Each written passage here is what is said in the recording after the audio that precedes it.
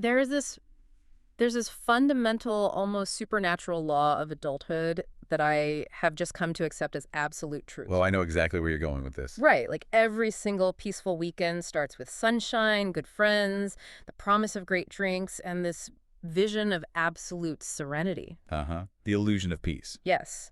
And somehow, without fail, it always ends with chaos worthy of an actual psychological thriller. Every single time. It is the inescapable cycle of the social ecosystem. I mean, you pack a cute little tote bag, Yeah. and 48 hours later, you are standing in a kitchen at midnight, interrogating someone over a missing shoe and questioning the entire trajectory of your life. Well, you cannot have the serene aesthetic without the underlying current of absolute mayhem. The universe demands balance. If you're having too good of a time at 2 p.m. on a Saturday, a minor catastrophe is just being immediately dispatched to your location by 8 p.m. Exactly. Yeah. It is completely inevitable. So, babes, welcome back. Welcome back to the madness. Yes, it's time for your weekend spiral. So, babes, if you are new here, welcome. We are so happy to have you in the inner circle. And if you're a returning snarker, babes, we love you so, so much. We truly do. You keep the lights on and the chaos totally organized. You are the absolute backbone of this entire operation. And speaking of keeping things running, I think we need to issue a formal, studio-wide public service announcement to the Snark Squad right now. Oh my gosh, yes. Snark Squad, please prepare yourselves emotionally and physically because the frozen mango bellinis are officially back on deck. The season has officially shifted. I am declaring it right now. The Ninja Slush machine is plugged in, is primed, and it is about to be working overtime all summer long. I really want to take a moment to genuinely recognize the sheer endurance of that machine. It's an icon. We treat the Ninja Slush like the hardest working employee in this entire studio. Yeah. Honestly, it deserves a massive raise, full medical and dental benefit. A 401k match. Exactly. And a dedicated executive parking spot.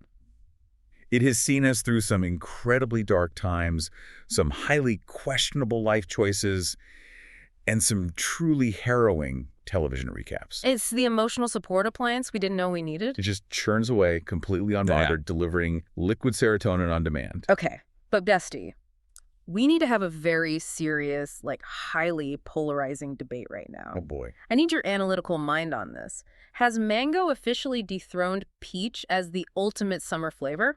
Because I'm strongly leaning toward yes. Interesting. Okay. There is something about a frozen mango drink that it possesses actual, undeniable, magical property. Magical properties. I swear to you, you take one sip of a perfectly blended mango bellini, and suddenly your credit card bill doesn't exist, your ex is permanently blocked on all platforms, your skin is violently glowing. Violently glowing. And your posture improves. It just makes every single problem disappear into the tropical ether. What's fascinating here is the sheer, unadulterated delusion of that statement. You are attributing the powers of a licensed therapist and a board-certified dermatologist to pureed fruit and ice. I stand by it. But analytically speaking, I completely support the conclusion.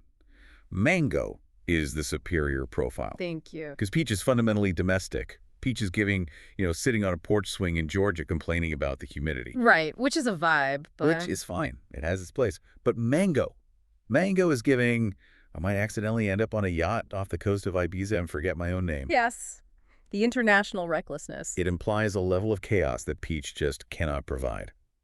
But if we connect this to the bigger picture of summer beverage culture, why do summer drinks not have their own dedicated, highly televised award show? Oh my gosh, wait, you are a genius? The Oscars of alcohol. The industry demands recognition. We need to pitch this to a network immediately. We need hyper-specific categories, like Best Supporting Garnish in a Tequila-based role. Yes. Most dramatic, unprovoked brain freeze. Outstanding achievement in making you text your ex at 1 a.m. Exactly. And the Ninja Slush machine would sweep the technical awards every single year.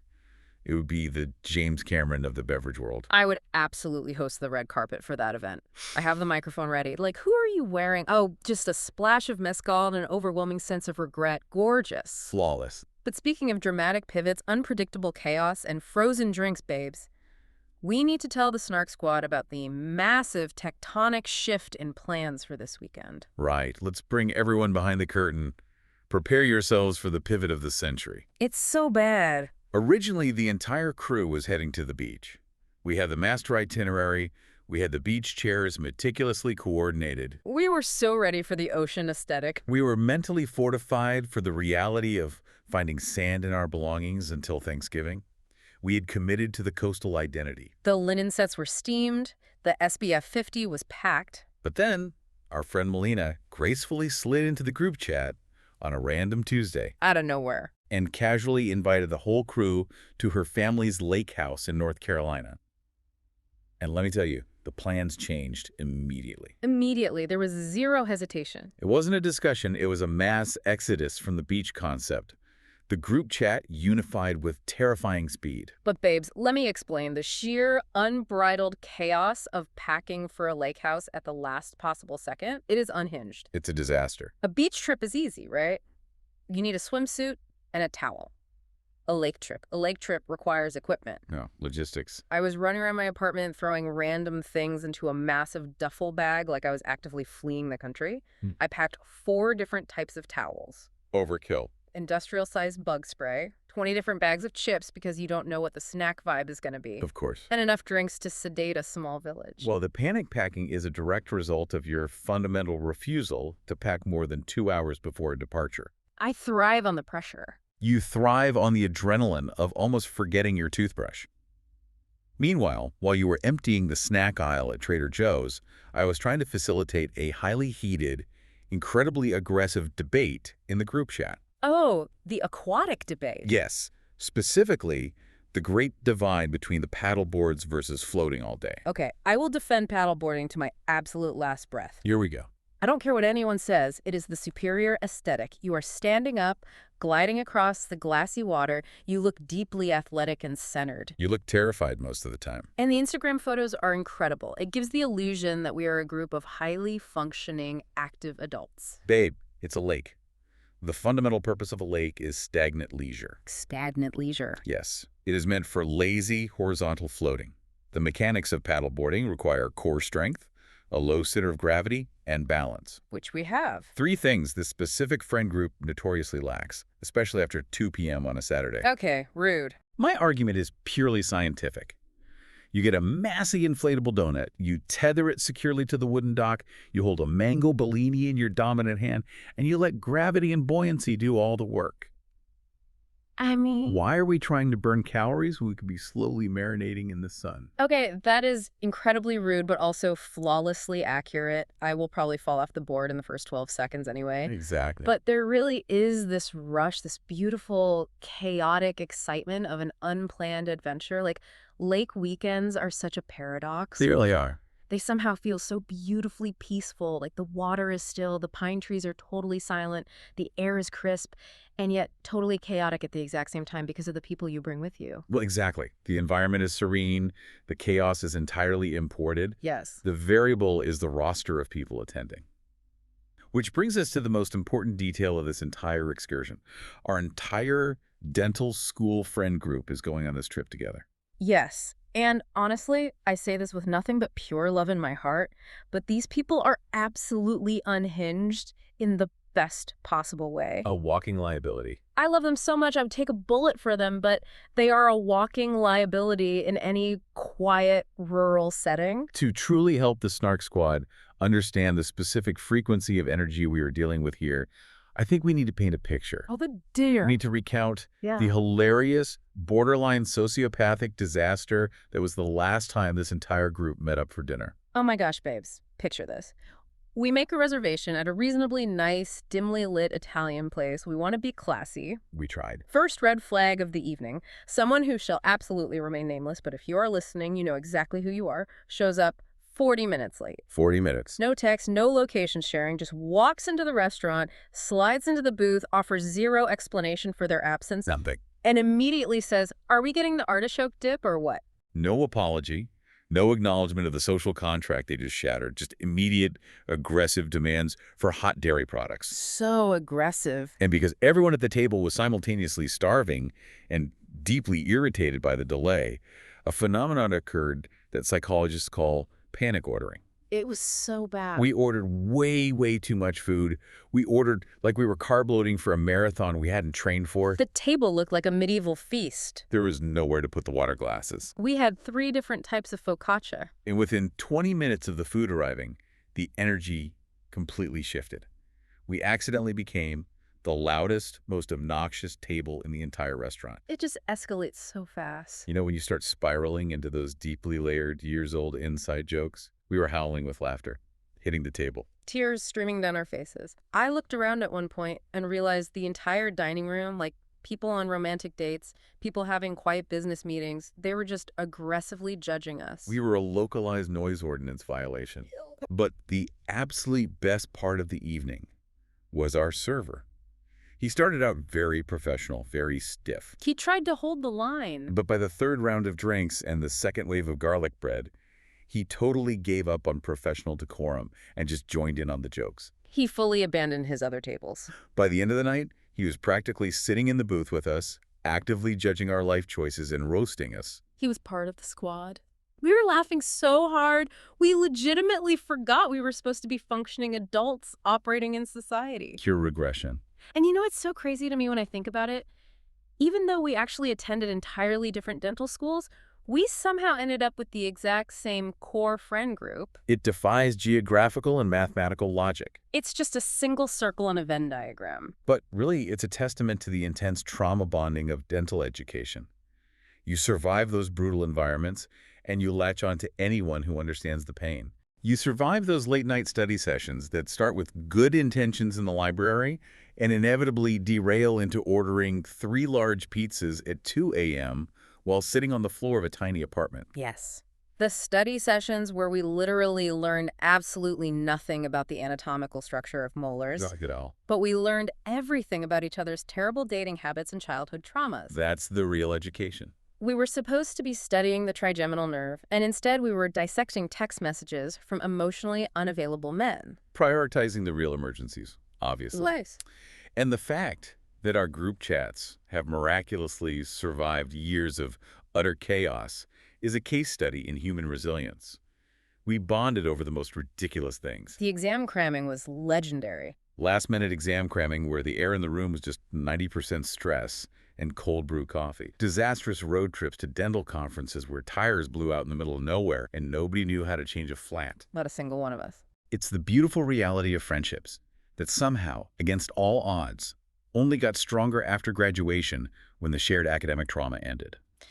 I am going to make a very bold claim right now, and I fully stand by it. I will debate anyone on this. I'm ready. Dentists are secretly some of the funniest, messiest, most chaotic people you will ever meet in your entire life. We have to be. I mean, analytically speaking, it makes sense. Think about the psychology of the profession. You spend all day, 8 hours a day, staring deeply into people's mouths while holding sharp instruments, and the patient physically cannot talk back to you. They literally cannot speak. You are trapped in a sterile room. All of that pent-up, unexpressed conversational energy just ferments inside of you all week, and then it explodes on the weekends. It is a documented occupational hazard. The clinical precision required Monday through Friday necessitates absolute messy rebellion on Saturday. Thank you. It's science. But speaking of explosions of chaos, the transition here is absolutely seamless. We need to pause and give a massive, huge shout-out to Savannah and the Snark squad. Oh my gosh, yes. Savannah. She slid into the DMs and explicitly asked us to cover this specific television series today. Savannah, we see you, we adore you, your taste is impeccable. Babes, you already know the drill by now. Ask and you shall receive. You steer the ship. We've got you covered. So, as we pack our bags for a chaotic lake house weekend, let's pivot to a different kind of southern humidity. I have chills already. Babes, grab your frozen Bellini, make sure your security system is actually armed, and lock the doors, because we've got suspense, deeply buried secrets, and an absolute psychological mess to unpack. Okay, let's get immediately into it. We are recapping Apple TV Plus's highly anticipated remake of Cape Fear, specifically focusing on episodes 1 and 2. It's a lot. And babes, I am already spiraling out of control over this. The cast alone. We have Javier Bardem playing the iconic, terrifying Max Cady. Incredible casting. We have Amy Adams stepping in as Anna Bowden and Patrick Wilson as her husband Tom Bowden. The star power is blinding. Well, analytically speaking, we have to acknowledge the immense, almost intimidating pedigree of this production before we tear it apart. It's massive. We are looking at Martin Scorsese and Steven Spielberg executive producing this together. That is a cinematic monopoly. Legends. And you can see their fingerprints all over it. Spielberg is the master of suburban dread. You know, the idea that the monster isn't in a dark alley, it's invading your pristine cul-de-sac kitchen. Yes, the invasion of the safe space. And Scorsese is the king of urban, grimy Catholic guilt. Combine those two philosophies, and you get a beautifully shot, incredibly lush, visually stunning landscape of wealthy Southern Gothic paranoia. The cinematography is incredible. It really is. However, let's zero in on the real crime occurring on screen right now. Oh no, I know what you're going to say. The absolute unpardonable felony taking place in almost every single dialogue scene. The Southern accent. Oh no, here we go. I knew we were going to have to talk about this. I was bracing myself. We cannot ignore the linguistic terrorism happening on our screens. I'm quoting directly from the Reddit threads, because the people of the internet have spoken, and they are ruthless. They hold back nothing. Someone literally posted that Amy Adams sounds like, quote, Colonel Sanders, half asleep, living in Baton Rouge. Okay, pause. I am actually screaming. First of all, I need to put a protective shield around Amy Adams right now. I will defend her as an absolute queen to the end of time. I mean, she's great, but... She is a 6-time Academy Award nominee. She is a legend. Mm. But okay, I have to admit it. The accent is distractingly, viscerally horrible. It's all over the place. It is drifting all over the Mason-Dixon line. Sometimes she's a delicate Georgia peach sipping sweet tea. Sometimes she sounds like a Texas oil baron yelling at a ranch hand. Oh, exactly. And sometimes she just gives up entirely and sounds like she's ordering coffee in Manhattan. It is an auditory hallucination. It shatters the suspension of disbelief. The Southern accent is notoriously difficult for prestige actors because it's not just a drawl, it's a rhythm. It requires a specific cadence that you can't just fake by dropping the ends of your words. And Patrick Wilson isn't doing much better. They both seem to forget they're supposed to have accents half the time, depending on how emotional the scene is. It's like the more they cry, the less Southern they are. Exactly. But if we can somehow look past the dialect coaching disaster, we need to break down the foundational origin story of this marriage. Oh, the marriage. Because this is where the plot mechanics get really interesting and deeply fundamentally disturbing. This is, without a doubt, the most ethically bankrupt marriage in the history of television. Babes, we need to meticulously unpack this because my jaw was on the floor. Let's look at the timeline. 17 years ago, Anna was Max Cady's defense attorney. She was legally sworn to protect him. Right. And she convinced him to take a plea deal for allegedly murdering his wife and unborn son. He took the deal because he thought he was getting a maximum of 20 years. A standard plea arrangement. But the judge completely flipped the script and gave him a life sentence.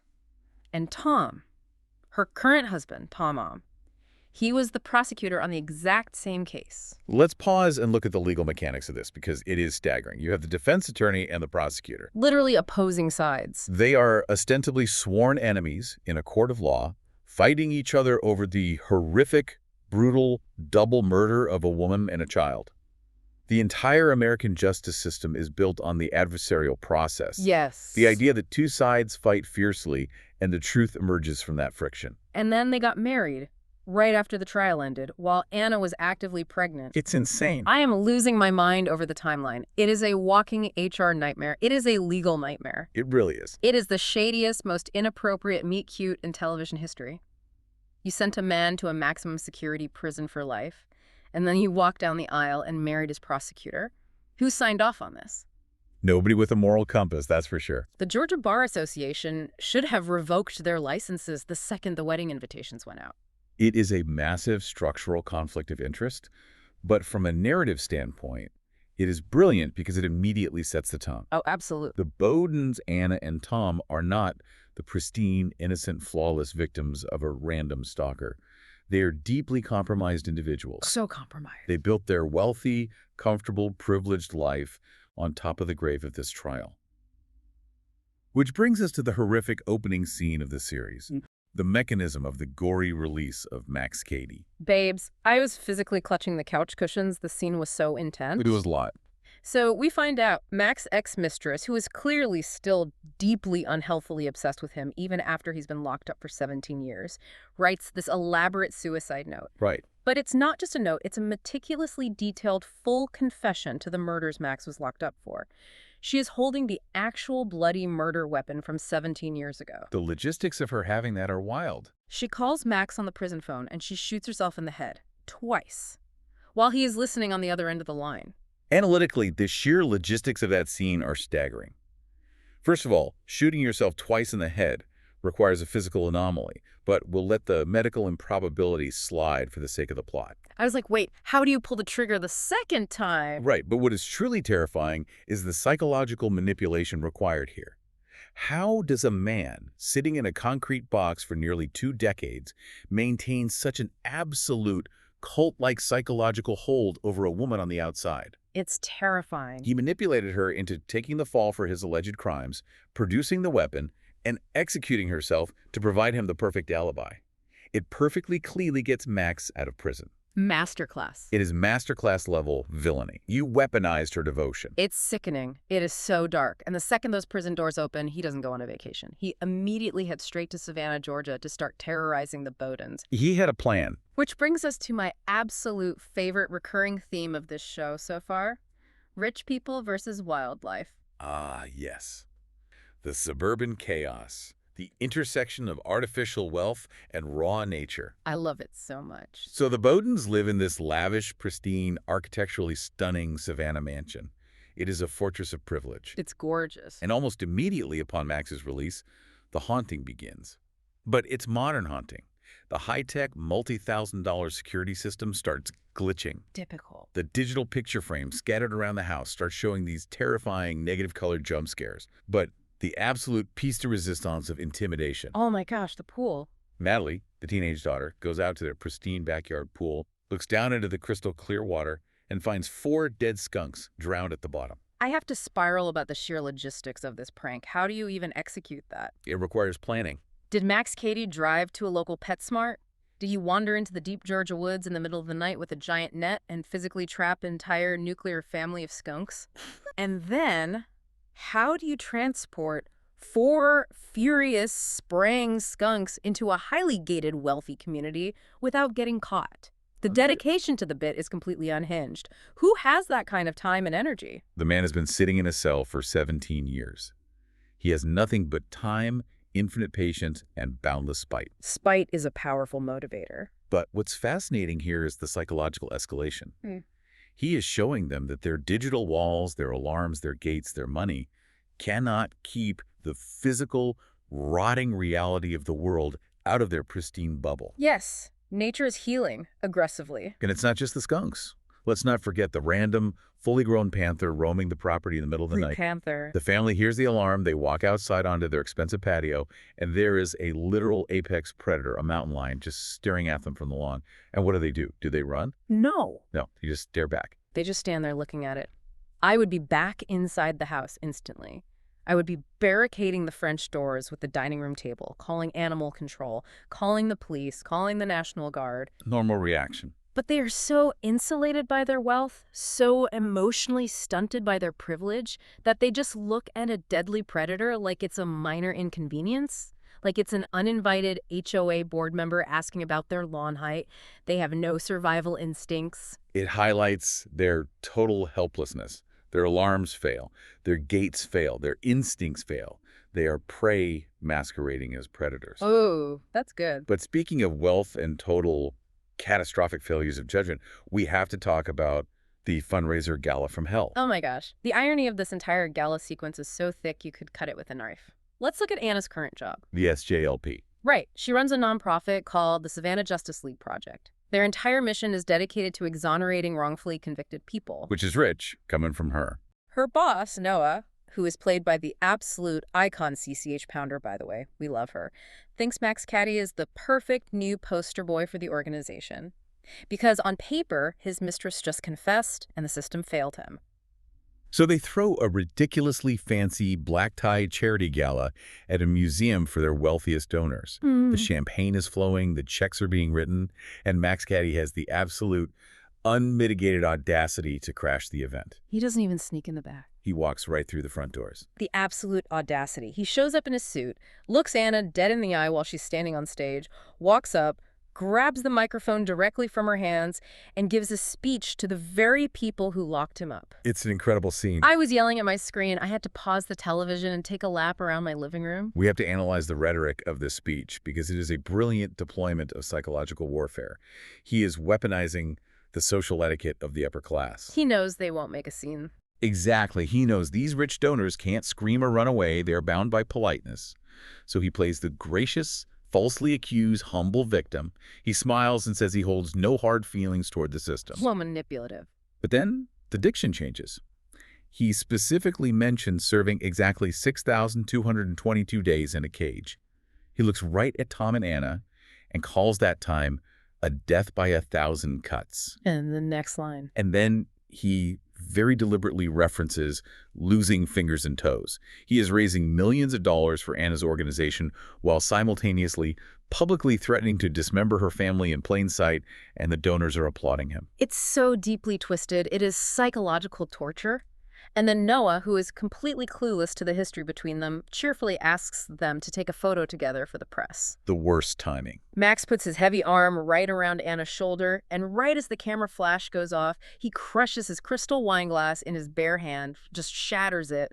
Blood is dripping everywhere onto the museum floor. He didn't flinch. He doesn't even flinch. He just casually plays it off as a brain injury glitch. He smiles and blames a neurological misfire from a metal plate in his head, referencing a prison fight. Yeah. But let's be clear, it's not a glitch. It is a highly calculated intimidation tactic. No, 100%. He is physically demonstrating to Anna, I feel absolutely no pain, I have no boundaries, and I can violently snap at any given moment right next to you. Which perfectly, horrifically transitions us into the ultimate, most disturbing twist of the second episode.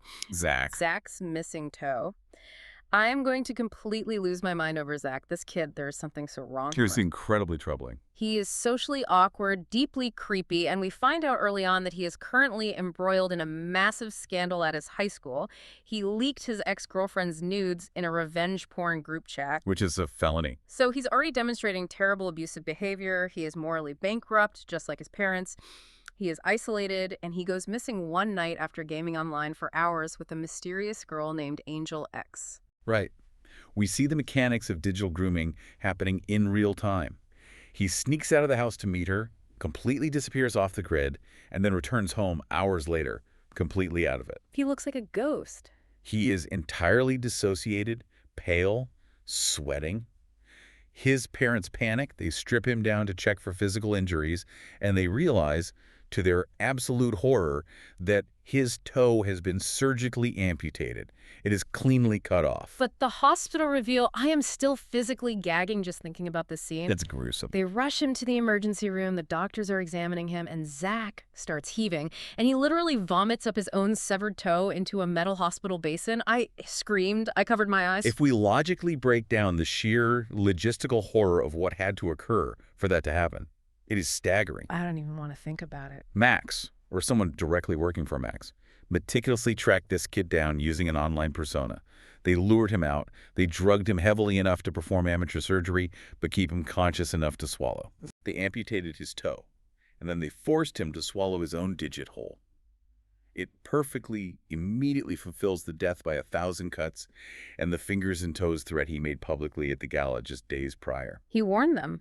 It is a stunning, paralyzing escalation of violence.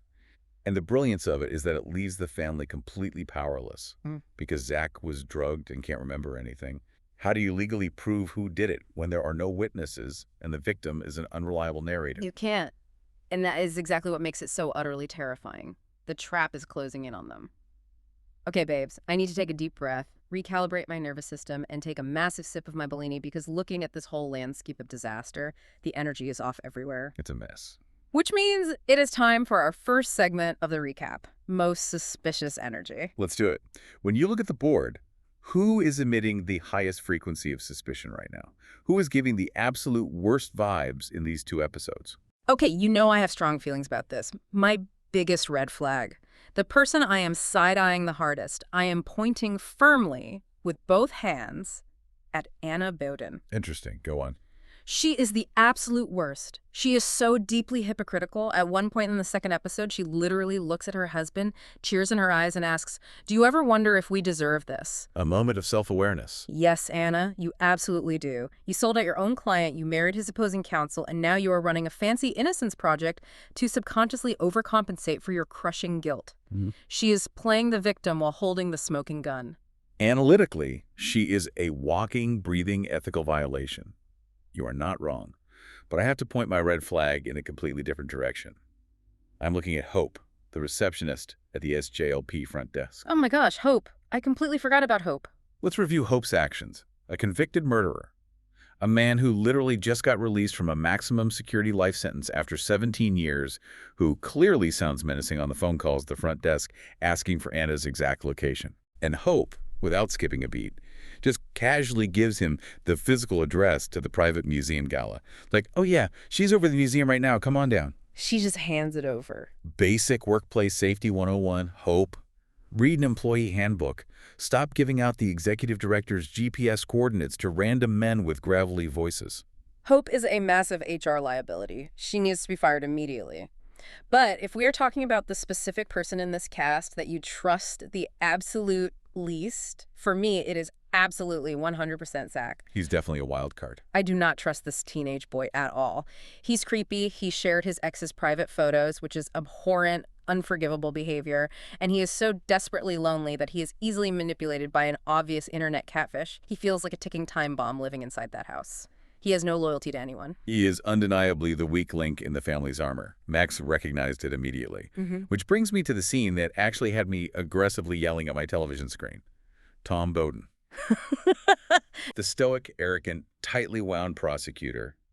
He walks by Zach's bedroom and catches his son aggressively, repeatedly slapping himself in the face.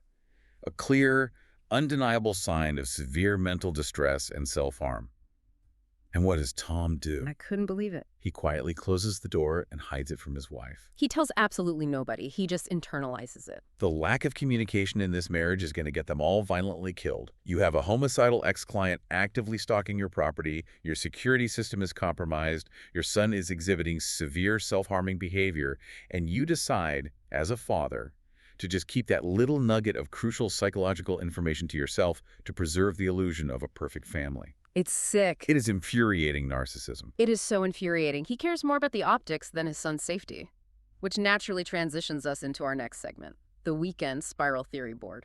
Well, here we go. Give me the red string, give me the push pins, clear off the cork board because I am ready to connect some completely unhinged dots and make some wild accusations. I will stand by with the logic to see if any of this holds water. Hit me with your first theory. What are you seeing that the rest of us aren't?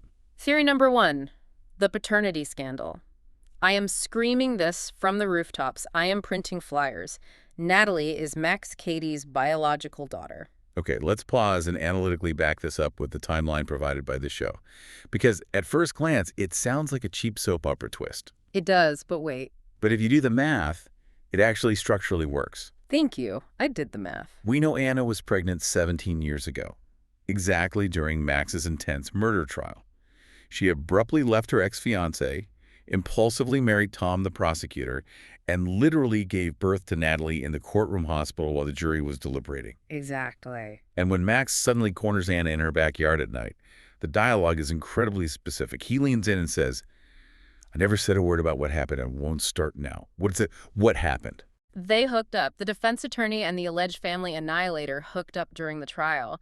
She got pregnant. She realized her entire professional and personal life was going to completely implode if anyone found out, so she manipulated him. A massive cover-up. She convinced him to take a plea deal to lock him away in a cage and then immediately married Tom to cover up the paternity. Natalie is Max's kid, and Tom has been raising his enemy's daughter for 17 years. I have to admit, it would completely explain Max's hyperfixation on the family and why he's so focused on dismantling their perfect image rather than just instantly killing them. Oh. He wants his daughter. It's highly plausible. Let's move to theory number 2, the catfish. Angel X. This one is sinister. Exactly. This one is almost too obvious to even call a theory, but it needs to be stated for the record. Angel X, the mysterious gamer girl that Zach is obsessed with, who lured him out of the safety of the house right before he was drugged and lost a toe. That's Max. That is 100% Max Cady operating from a prepaid burner phone. Absolutely, without a doubt. The show gives us the clues. Max is doing these highly publicized media interviews with the Times about his release from prison, and he is carefully, deliberately quoting the exact phrases that Angel X is typing to Zach in the private chat. He's taunting them. He is using this digital persona to secretly terrorize the family from the inside out. He identified the weakest, most isolated member of the herd, and he is grooming him. It is so sinister. It is psychological infiltration. Okay, theory number 3. The frame job. Now, I am really spiraling here, but you have to stay with me. What if Anna actually did frame Max for his wife's murder 17 years ago? You are going to have to clearly explain the motive for that level of corruption. Okay, so follow the logic. She is sleeping with her client, Max, right? She gets pregnant with Natalie. Max's actual wife somehow finds out about the affair.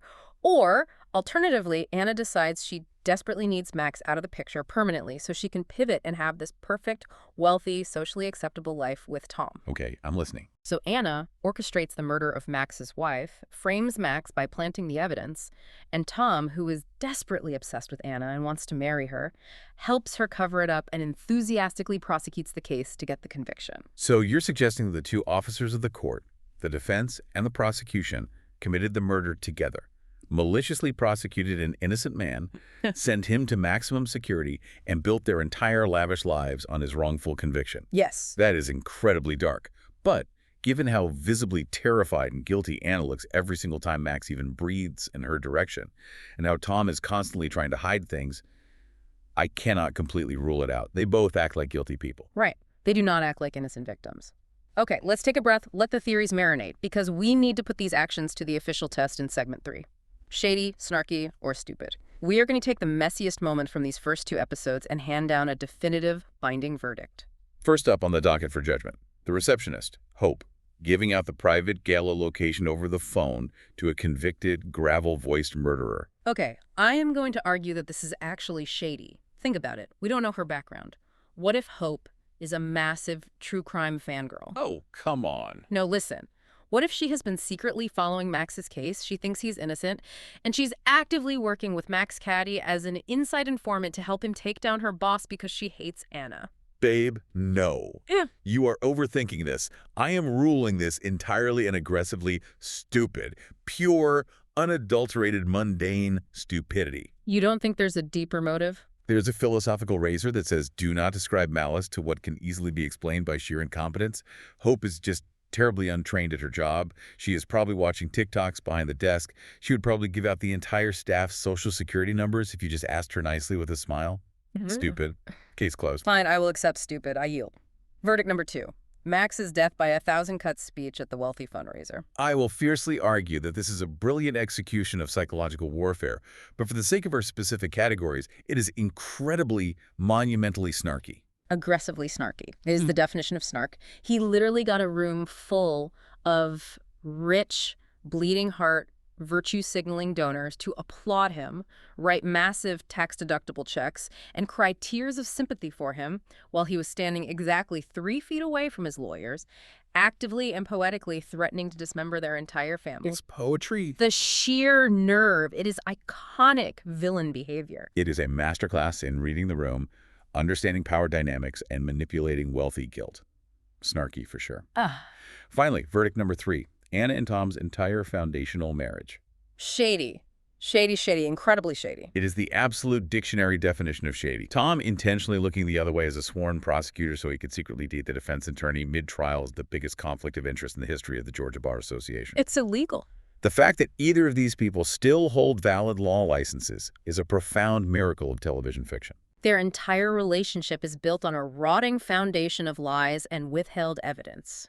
Which brings us naturally to our final segment of the week, babes. Final predictions. We need to bring this chaotic energy home and look to the future. Based on the trajectory of this mess, what is coming next? Let's start with the biggest upcoming betrayal. I am predicting right now that Zach is going to fully and violently turn on his parents. Oh, totally. Max is successfully grooming him via the Angel X persona. Zach already deeply resents his dad. He is socially isolated, he's mentally unstable, and he is looking for a connection. Max is going to convince Zach that his parents are the real villains, and Zach is going to help Max get inside the house. I predict Zach is going to purposefully disable that high-tech security system from the inside for him.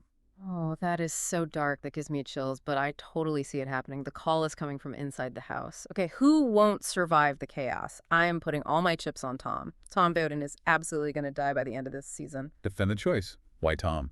Because he is the classic, stoic, arrogant male figure who thinks he has everything completely under control when his life is actually in free fall. He's hiding his drug use. He's hiding his son's self-harm.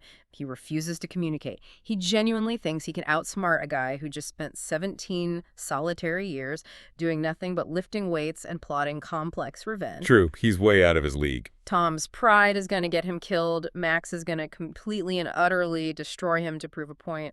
That is a very solid character read. The arrogant ones who refuse to adapt always fall first in a thriller. Let's finish with our outrageous but believable predictions. You go first. Swing for the fences. Okay, my outrageous prediction that I actually think will happen. Anna is going to end up legally defending Max Cady again in a court of law. What? Why would she ever do that? Because Max is going to commit a brutal murder against someone in her own inner circle. Maybe he actually kills Tom.